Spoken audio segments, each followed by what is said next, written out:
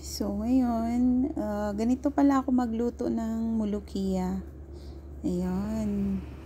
Tapos, ayan yung mulukia na frozen kasi wala akong fresh. Ayan, manok. So, pakukuluan ko yung manok at gagamitin ko yung sabaw mamaya. And then, yung manok i-oven. Ayan, yung mga ilalagay natin din sa manok.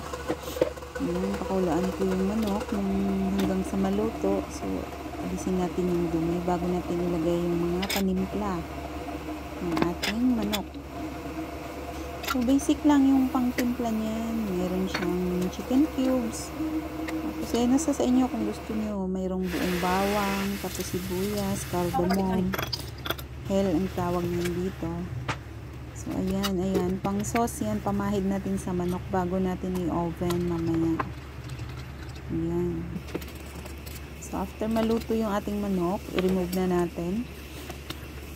And then, lagyan natin ng timpla yung ating manok. Ilagay natin sa oven para mag-brown. And then, salain natin yung sabaw ng manok bago natin ilagay ang ating frozen na tinadtad na mulukia or saluyot. Ayan. Sa susunod, ipakita ko sa inyo kung paano anuhin yan, yung tadtarin, yung sariwa talaga. Ayan, mag-isa ng bawang hanggang mag-brown. Tapos lagyan natin ng coriander powder. Masarap yan siya pagkaluto ng mulukia, ilalagay siya sa ihalo. Masarap. Saka yung mulukia kasi maraming health benefits pala yan. So, i-search na lang natin sa Google. So, yan. Kaya pala gustong-gusto yan dito sa Arab country, yung mulukia.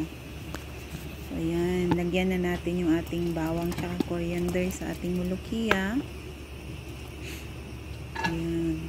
Saluin natin. Ayan. Luto na ang ating mulukia. Ganyan lang siya kalapot. Ayan. So, yan ang aking paano magluto ako ng mulukia. Ganyan ako magluto. Ayan. Saglit lang. Madali lang siyang lutuin. Tsaka masustansya pa. So, ating manok luto na. Sus, nakaluto na rin ako ng rice. Ilagay ko siya sa taas para hindi lumamig kasama yung kanin. So, ayan. Maraming salamat sa panunood. Sana nagustuhan nyo. Madali lang lutuin ang mulukia. Tsaka maraming health benefits.